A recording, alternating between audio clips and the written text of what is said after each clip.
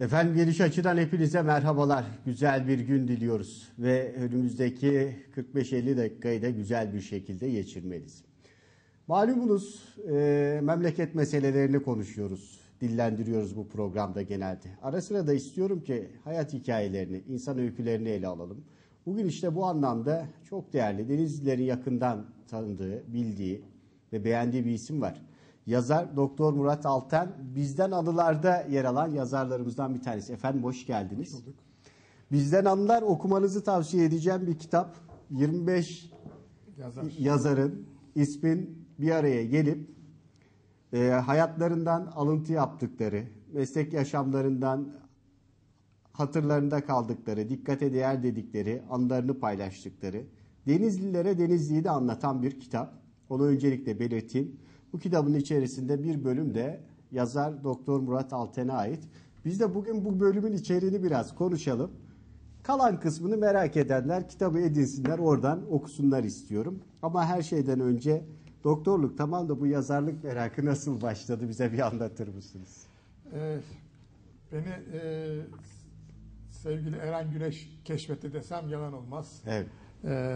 Şimdi DH Gazetesi'nin de yayın yönetmeni olarak bir haftalık bültende, bir kulübün haftalık bülteninde yazılar yazıyordum. Hafta bir gün. Sevgili Eren de o yazıları izlemiş. Bir gün geldi bana yazarlık teklif etti. İlk defa böyle hayatımda bir yazarlık teklifi aldım. O zamana kadar da böyle günlük yazılar yazmayı hiç düşünmüyordum. Önce bir pazarlık yaptık. Kaç günde bir yazacağız, ne yapacağız? Sonunda çetin pazarlıklar sonucu hafta 2 güne karar verdik. Ve böylece yazarlık serüveni başladı. Aslında benim de hoşuma gitti. Çünkü Türkiye'de yazarlık hem zor hem kolay.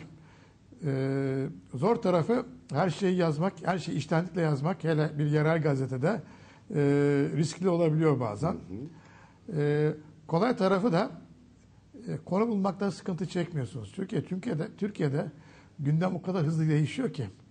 Yani bugün ne yazsam diye bir sıkıntımız olmuyor. Çünkü mutlaka yazacak bir şeyler buluyoruz. Hatta dur şunu yazayım dediğim zaman 2 gün sonra o konu eskiyor, hafızadan unutuluyor bile.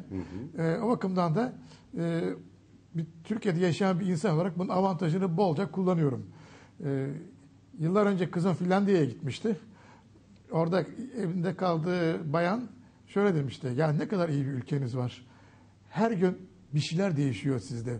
Burada herkes her gün hep aynı şeyler geçiyor. Belki geçim sıkıntıları yok, belki iş sıkıntıları yok ama yaşamları son derece monoton hale geliyor. O yüzden de bizim ülkede bazen gıpta edebiliyorlar bu insanlar. Evet, insanlarımız da oldukça renkli değil mi? Tabii ki. Yani mesleğiniz itibariyle çok sayıda isimle tanışmışsınızdır ki onların hayatlarından alıntılar da var bu anıların içerisinde, soracağım ama yazarlık demişken isterseniz bir de Gaffar Hoca'yı rahmetle analım bu arada. Galiba yazarlıkla ilgili burada da bir anınız var kitapta da. Evet. Onun da farklı bir payı var. Tabii şimdi Gaffar Hoca böyle gür sesiyle, ben ilk önce onu meydanlarda tanıdım. Böyle özel törenlerde, bir Cumhuriyet Bayramı'nda hatta bir devlet büyüğü geldiğinde mikrofonu çıkar ve konuşmacı tören alanına davet ederdi. Böyle bir çok da güzel konuşurdu. Bazı özel toplantılarda da çok hoş sohbetleri vardı. Çok hoş anılar vardı. O bende önemli izler bırakmıştır. Ben bu yazıya başladığım zaman da tabii Gaffar Hoca'yla yüksek tansiyonu oluyordu. Bazı sıkıntılar oluyordu. Böyle hekim hasta ilişkimiz de vardı. Bu yazılara başladığım zaman Gaffar Hoca bizim hanıma dedi ki bak dedi bu senin kocan dedi benim mesleğimi elinden alacak dedi. O yüzden de hep beni teşvik etmiştir. Evet. Yazılarında yer vermiştir. O bakımdan da tabii bir hoş anılarımız da olmuştur. Bu anılar da geçti. Gaffar Hoca'yla bir geziye gittik hep beraber. Bir otobüste olsa eşler de yanımızda. Evet. Şeye gittik, Akyaka'ya gittik. Orada hem yemek yiyeceğiz, işte bir balık yiyeceğiz. İşte oturuyoruz. Benim oğlan daha ufak. Benim oğlan biraz yaramaz, haylaz. Ne kadar böyle bir avuç su bulsa içine mutlaka düşer o. Ben de çocuğun etrafında düşmesin diye böyle dolanıyorum. Yan masada 2 tane bayan oturmuşlar. Böyle giyimli, kuşamlı, makyajlı bayanlar. Bizim alan nedense hep oralarda dolaşıyor. Biz de o masanın etrafında ben de mecburen gidiyorum. Gaffar Hoca bana yan gözle bakıyor böyle. Hem de bizim hanıma maşallah diyor. Doktor bey de çocuklara iyi bakıyor. Ondan sonra o masadan ayrılmıyor diye. Bana takılıyor sürekli. Evet. Artık yemekler geldi. Hocadan bir intikam almak lazım. Yani yoksa hocayla lafla intikam alınmaz. O benden çok daha bu işleri ustasıydı. Müktedar. Baktım böyle kalamarlar, karidesler geldi, mezeler geldi. Böyle Gaffar Hoca'nın gözleri parladı. Biraz da yemeği sever. Sonra kibarlık olsun diye ya doktor dedim. Bunlardan dedi bana zarar olan var mı dedi. Ya hocam dedim bunların hepsi zararlı. Garsonu çağırdım. Bunu hocanın önünden alın dedim. Ne olacak dediler. Biraz ekmek kızartın. 2 dilim de şöyle tuzsuz peynir getirin koyun oraya dedim. Gaffar Hoca'yı öyle bir ondan sonra cezalandırdık. Bayağı büyük ceza oldu herhalde onun için. Daha sonra yazısında diyor ki ben diyor doktor diyor başka yere bakarken yandaki kalamalardan biraz aşırmıştım diyor. Onu görmedi diyor. Böyle güzel esprilerimiz oluyordu. Allah rahmet eylesin. Allah rahmet eylesin. Denizli'nin çok renkli bir simasıydı. Evet. Abdülgaffar Nemutlu hocamız, Denizli'nin karanfilli hocası. Allah rahmet eylesin. Çok sevilen isimlerden bir tanesi. Ki o da siz de zaman zaman galiba yazılarınızda yapıyorsunuz. O da zaman zaman bir göndermede bulunurdu. Evet. Sevgili dostum Doktor Murat Altender işte orada bir anısından sizin de az önce bahsettiğiniz gibi bir kısma yer verirdi. Siz de zaman zaman galiba diğer yazarlara böyle bir göndermede bulunuyorsunuz. Tabii bir de bu şimdi, tarafı var. tabii biraz göndermeler oluyor. O da biraz artık biz kendimizi yazarlık erbabından saydığımız için bu işin şanından oluyor galiba. Azar azar gönderme. Bu tabii biraz haddini bilerek göndermek lazım. Yoksa kime gönderdiğim belli. Tabii o insanlar o mesajları alıyorlar. Hı hı. Geçen yazar değil ama bir sevgili Eren Güneş'e gönderme yaptık. Şimdi ben tabii yazar diyoruz ama tabii ekmeğimi yazarlıktan ben kazanmıyorum. Ekmeğimi yazarlıktan kazanmadığım için de kendimi yazar olarak kabul edemiyorum. Hı hı. Ama sizler sağ olun yazar olarak gördüğünüz için de bugün buradayım. Ne demek? Bana bazen soruyorlar ya bu her gün yazıyorsun çok zor da kaç para alıyorsun bunlardan diye soruyorlar. Valla şimdi diyorum ki Boğaz Toklu'nda çalışıyorum yazıyorum desem yalan. Ya bir yemek bile yedirmiyorlar. İnsan yemek ısmarlar en azından diye espri yapıyorum. Evet. Hemen Eren Güneş bunun mesajı almış. Telefonu diyor tamam diyor bir yemeğe çağıracağız diyor. Evet. İşte bazen diğer yazarlara, bazen Ömer'e, bazen Seval'e, bazen diğer yazarlara göndermeler yapıyoruz, şakalar yapıyoruz. Onlar da bunu mesajları alıyorlar, cevap veriyorlar, sağ olsunlar yer veriyorlar. Evet. Böyle hoş paslaşmalar oluyor. Evet. Peki bu 25 ismi buluşturma bir kitapta bizden anılarda bir araya getirme fikri nasıl oluştu? Size böyle bir davet nasıl geldi? Şöyle. Kitap hakkında ne düşünüyorsunuz? Kısaca o fikrinizi de alalım. Burada. Şimdi tabii bu yazarlığın doğayını diyeceğimiz insanlar var. Bunlardan bir tanesi de sevgili Atilla Sezener. Hı hı. Atilla abi çok sayıda yıllardan beri büyük bir disiplinle yazar ki ben onun disiplinini çok beğenirim. Yazma disiplinini mutlaka yazar. Hı hı. Ben işte izin olmadığı zaman telefon ederim yazamam derim şu derim falan. Atilla abi mutlaka yazar. Ve herkese teşvik eder yazarlığa. Hı hı. Yazmaya teşvik eder. Biz bu kitap serüveninde Atilla abi uzun yıllar yaptı. Tek başına kitaplarını çıkardı. Fakat bir müddet sonra bu Denizli Beşlisi adıyla kitaplar çıkarmaya başladık. Yani 5 yazar birleşip bir kitap yazıyorduk imece usulü. Sonra bir kişi değişiyor. Tekrar bir Denizli Beşlisi çıkıyordu.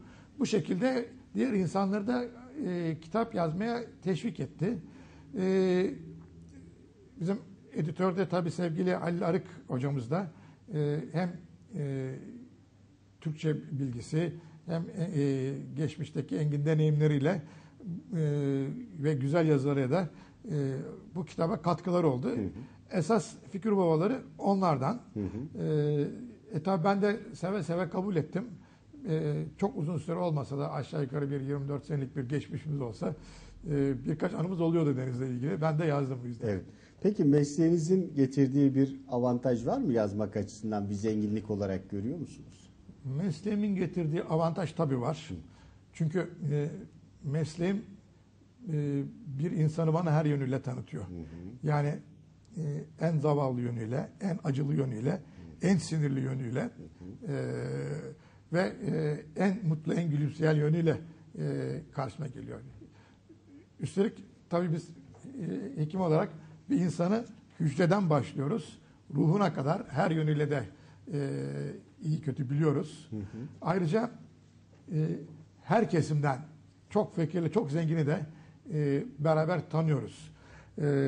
Hekimlik sonuçta kamuda da yapılsa, devlette de yapılsa özel bir hizmet. Yani ne olursa olsun devlet hastanesinde de olsak, özel hastanede de olsak işte sağlık sisteminin çeşitli koridorlarından girip bir odada sizinle olduğumuz gibi hastayla doktor karşı karşıya geliyor.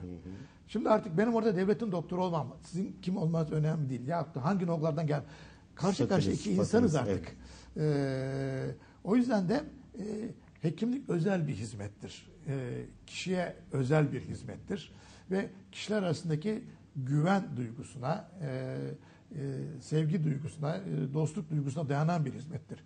Eğer siz hasta olarak içinizden bana çok sinirleniyorsanız, zaten benim yapacağım tedaviden bir fayda görmezseniz, bana güvenmiyorsanız, benim yaşımı küçük görüyorsunuz ya da beni çok yaşlı görüyorsanız mutlaka aramızdaki bu güven ortamı olacak ki siz gelirsiniz, bana muayene olursunuz. Eğer tatmin olmadıysanız çıkarsın bir başkasına bir daha muayene olursunuz. Bazı meslekler özellikle galiba bu güven inşa edilmeden kesinlikle yapılmıyor. Değil mi? Yani bizim mesleğimiz bence öyle. Tabii, sizin mesleğiniz öyle. Ki siyaset mesela öyle. Siyaset öyle. Tabii şimdi birçok anıyı da beraberinde getiriyor bu zenginlik. Tabii. Bunlardan bir tanesi bu parça parça taburcu olma meselesi. Evet, şimdi bizim meslekte özellikle cerrahi branşlarda bazen talihsizlik olur. İlk gittiğimiz yerde çok kötü bir vakayla karşı, yani sizin belki de tecrübenizi bile sınırlarınızı çok aşan bir vaka ilk olarak karşınıza gelir ve onunla mücadele edersiniz. Bu da böyle bir vakaydı. Yeni gelmiştim. Pamukkale'de bir kart vizit Pamukkale kartları satan bir çocuk, delikanlı. Bu Pamukkale'deki mezarların dibinde dinlenmeye koyuluyor ve birden nasıl olduysa o mezarın üzerindeki büyük mezar taşı kapağı bu çocuğun ayaklarının üzerine devriliyor. Her iki bacakta çok parçalı, paramparça oluyor. Ve biz bunu tabii günlerce uğraştık, gece gündüz ameliyat ettik fakat çok parçalı, çok kötü bir kırıktı. Önce bir bacağını kesmek zorunda kaldık çünkü dokular yetmedi, beslenme bozukluğu oldu.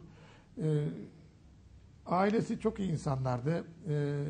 Devamlı biz de çocuklar ihtimam gösterdik ama onlar da hastaya çok iyi bakıyorlardı. Yaşama sevinci çok yüksek bir delikanlıydı bu.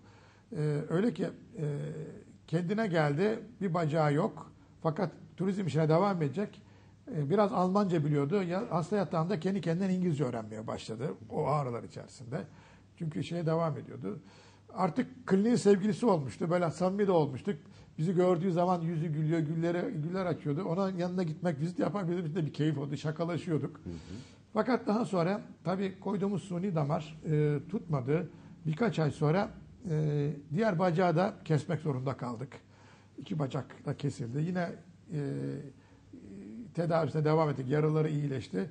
Yine aynı muhabbetimiz devam ediyor. Sanki hiç etkilenmemiş gibi bu durumundan. Artık kabul etmişti. Bir gün bana dedi ki ya Murat abi dedi, doktor abi dedi ben çok dedi artık burada aylardır burada yatıyorum. Beni ne zaman taburcu edeceksin dedi. Oradan bir aklıma böyle bir espri geldi. Çok da hoş bir espri değil ama ya bak dedim bir ayağını kestik, taburcu ettik. İkinci ayağını da işte geçenlerde gönderdik. İşte yavaş yavaş taburcu oluyorsun oğlum dedim yani. Tabii bir kötü bir espriydi ama artık onun samimiyetine, kişisel ilişkimize dayanarak yapmıştım. O da kahkahalarla güldü buna. Buna bir fıkradan esinlenerek yapmıştım bir espriyi. İşte bazen böyle hoş olmayan şakalar da zaman geçtiği zaman böyle hoş bir pırıltıyla kaplanıp kabul edilebilir hale geliyor. Ben de bunu kitaba geçirmekten mahsur görmedim o yüzden. Evet. Hemen programın başında da değindiğiniz gibi insanın ruhuna da hitap etmesi gereken bir mesleği icra ediyorsunuz. Peki Denizli ile bu tanışmanız nasıl oldu? O Denizli'yi nasıl tanıdınız? Nasıl tanıdık? Evet. Anılarımın başına söylemiştim. Böyle çok sisler içerisinde flu bir anıydı. İşte 1970'li yıllar Türkiye'nin çok böyle karmaşık yıllarıydı. İşte balyoz harekatları, ondan sonra tutuklanmalar, bu İsrail Başkonsolosu'nun kaçırılması olayları, Mahir Çayanlar, işte yargılanmalar, sıkı yönetimler, muhtıralar. Ben lise son sınıftaydım. Bir 23 Nisan tatilinde abim de Orta Teknik Üniversitesi Mimarlık Fakültesi'nde okuyordu.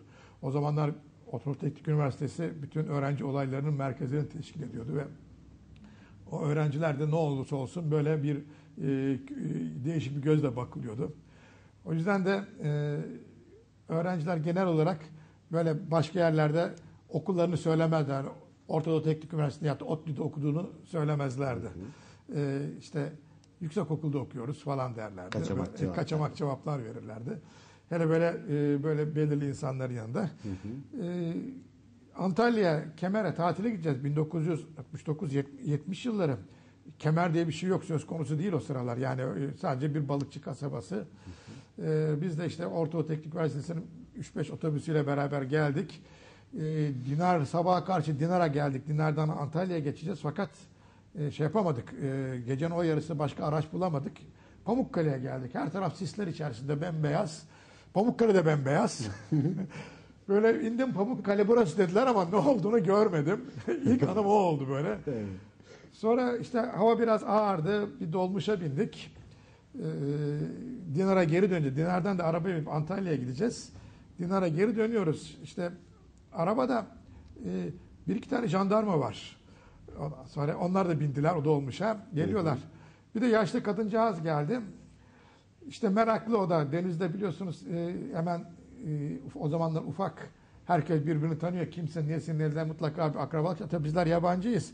İşte başladılar sorgulamaya. Nereden geldiniz oğlum? Ne yapıyorsunuz oğlum? Falan. İşte bizimkiler kaçamakça okuyor musunuz? İşte okuyoruz. Nerede okuyorsunuz dedi teyze. Bizim abim dedi ki ortaokul, ODTÜ'de okuyoruz. Orta Doğu'da okuyoruz dedi. Orta Doğu'da. Kadıncağız ODTÜ'yü nereden bilsin? Ortaokul anlamış. Evet. Böyle baktı boylanıp postana. Maşallah dedi ya, pek genç irisi bunlar dedi. Böyle bir hoş anımız oldu.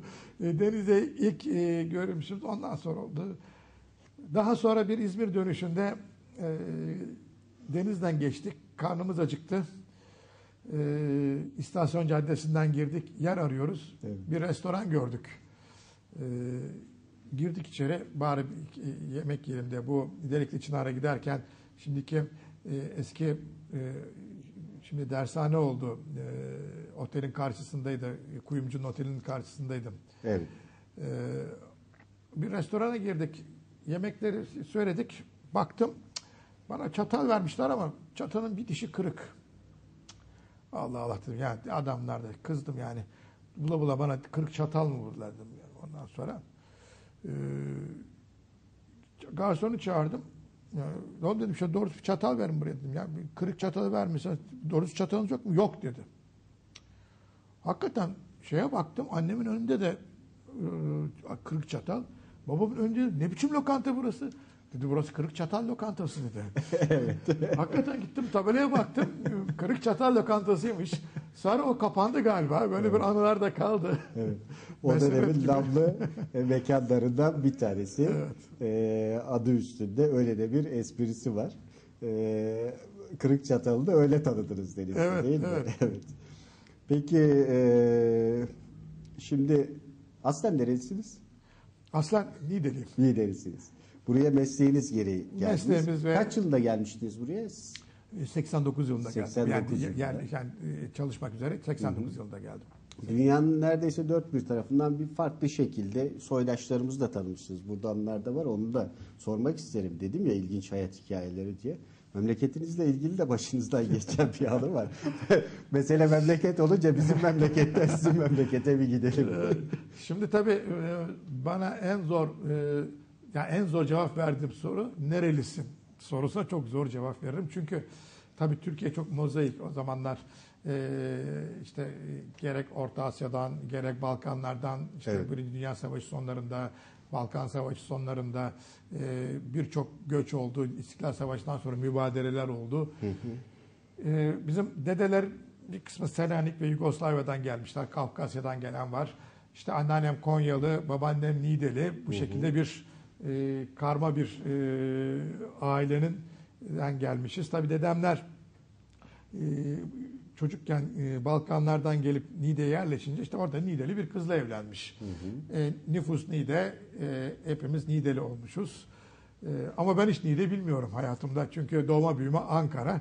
Ama sordukları zaman Niğdeliyim diyorum. İşte evin dış cephesini yaptırıyoruz. Dış cephesi ama boyacı da çok konuşkan bir olan. Hem şey yapıyor, dış cephesini boyuyor. Hem de ben de kenardan bakıyorum nasıl diye. Beni önce bir ev sahibine benzetemedi. Sonra bir iki şey söyleyince herhalde dedi, bu evin sahibi. Abi evin sahibi misin dedi. Evet dedim. Ya ciddi mi söylüyorsun? Evet dedim. Ağla falan. Abi ben dedi işte nerelisin? Basına gelmeden önce biraz kendinden bahsetti. İşte Acıpayamlıyım dedi. İşte hanım da Acıpayamlı dedi. İşte benim işte bir tane evim var Acıpayam'da. Ev malından bahsediyor. Mülkünden Acıpayam şöyle falan. Kısa bir özgeçmişini anlattı. Tabii Niğdelilerin biraz denizde imajları farklıdır. Niğdeliler hep hurdacılık yaparlar. Ankara'da ise halıcılık yaparlar. Halıcılık şeydir. Ve Niğdeliler çok okumuş insanlar. Çünkü Niğde'nin toprağı çok zengin değildir. O yüzden dışarı çok giderler. Burada Niğdelisin, neresin abi diye sordu bana. Ondan sonra Niğdeliyim dedim. Ciddi mi söylüyorsun dedim. Vallahi Niğdeliyim dedi. Şöyle baktı.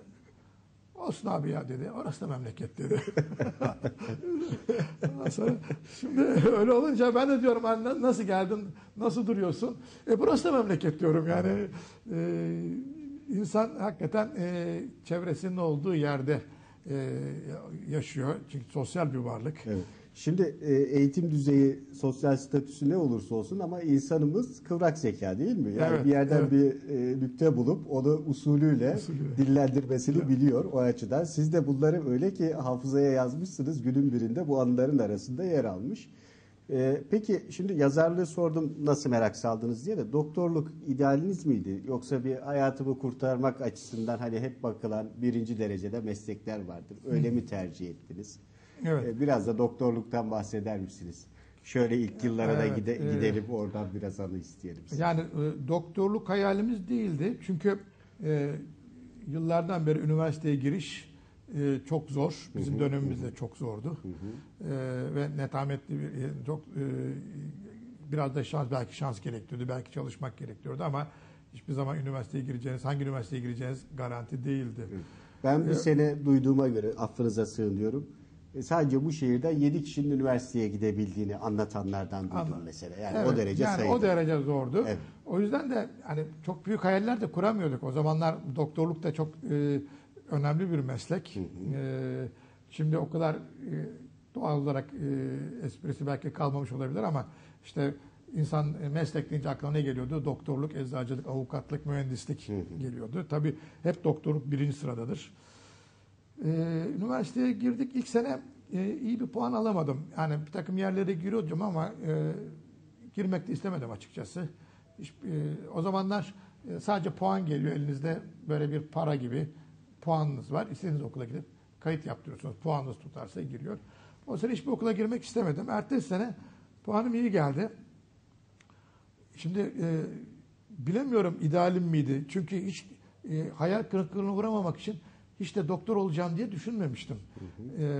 Ama iyi bir puan gelince de insan aklı evet tıp fakültesine gir. Çünkü sen herkes onu bekliyor çünkü en yüksek puanı o alıyor. O zaman senin puanın da yüksek. Halbuki belki ben de Hititolojiye merak salmış olabilirdim. Belki bugünkü gibi Dil Tarih Coğrafya Fakültesine girip belki Türk Dili Edebiyatı okuyabilirmişim. Ama o zamanlar öyle koşullanıyoruz ki o puanı telef etmemek lazım.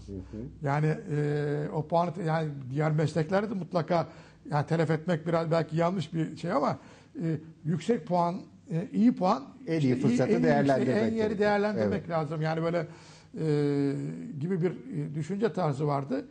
Artık İster o zaman da istemez bir mahalle doktorluğa baskısı girmek da farz oluşuyor. oldu. Çünkü Evet. aynı tek doktordum. İster Öyle istemez yani bir- puanımız telef olmasın diye yahut da paramızın yettiği en yüksek değeri alabilmek için belki de girdik buna.